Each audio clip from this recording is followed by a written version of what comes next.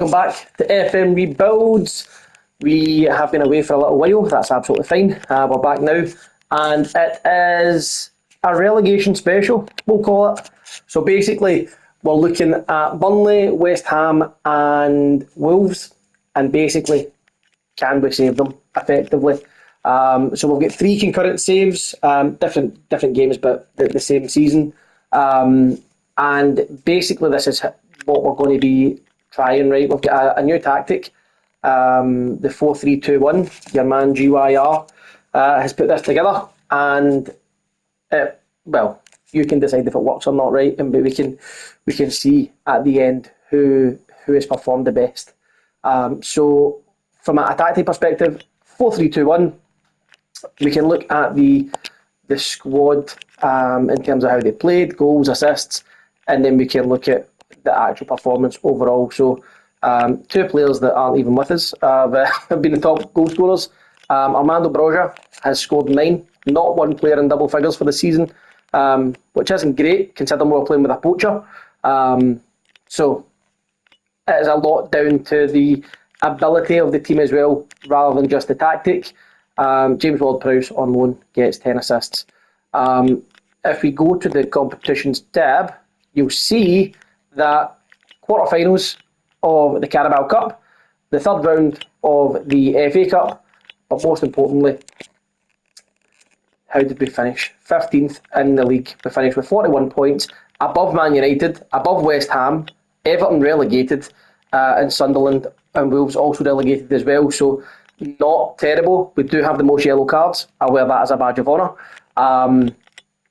And if we look at some of the performances, we only won 9 games over the course of a season.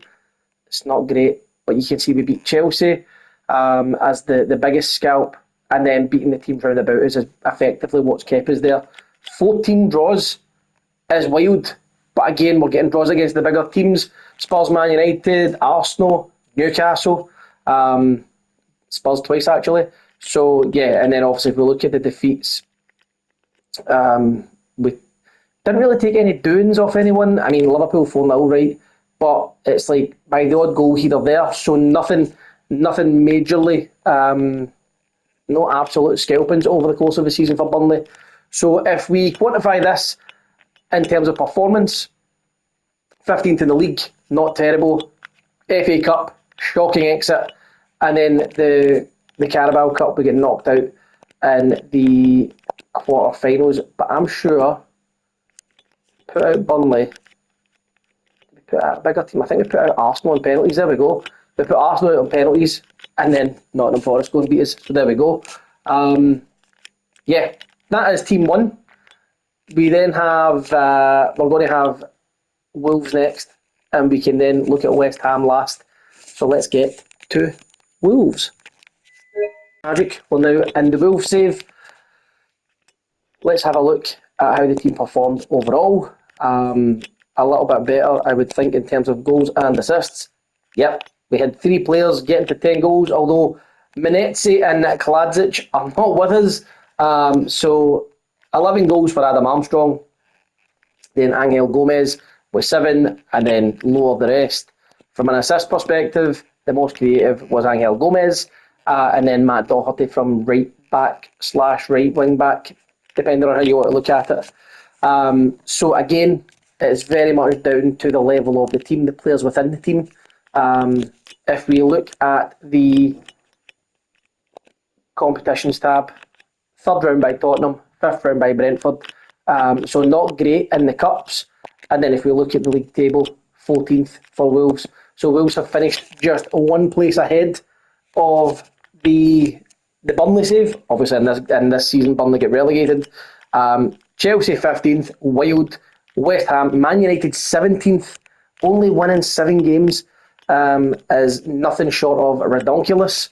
So I think if we're going to tier this right, Wolves are in first place just now, Burnley are in second, and we do have the West Ham game to get to. So again, just like magic, we'll get to the West Ham data. So West Ham, again, we'll look at it from a player perspective. For this one, we might actually look at the statistics in-game as well. this season, Tati Castellanos, Jared Bowen, both in double figures. From an assist perspective, Matheus Fernandes does the business there, and then the rest are pretty nominal. So it's not terrible. Again, I think it's performing a little bit better than the other two teams. We get knocked out in knocked out in third round by West Brom. That's fine.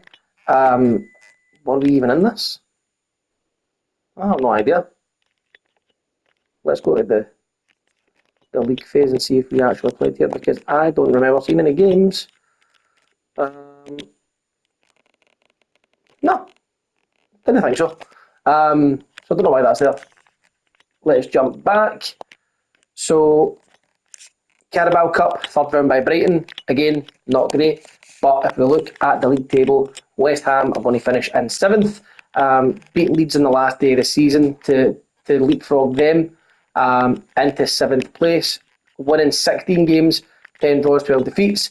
And then look at the rest roundabout as you've got Leeds, Newcastle, Brighton in 12, Chelsea 13th, Man United 14th. Not great at all, if we're being totally honest. If we go to the match day, this has been broken for the longest time and they've now fixed it, which is fantastic. But if we look at how we're performing, 1.6 per game in terms of goals, not terrible at all. It works, right? The tactic is very good. I will be using it in a rebuild. We're going to look at a youth to glory challenge with this setup over the next coming days, hopefully, and then we'll get that out. But I think it's a very good tactic. It works for lower rated teams, and that's 3 teams who were pretty much set to get relegated, and they've all maintained their Premiership status. So it definitely works as an underdog. But again, if you want to do it with a Liverpool, I think the GYR trial with Liverpool, he won every trophy. So it definitely works at a higher level as well. So yeah, check that video out if you've not done so. Thank you if you're still here watching this one. And yeah, we will look at a rebuild in the next one. And until then, stay safe. Goodbye.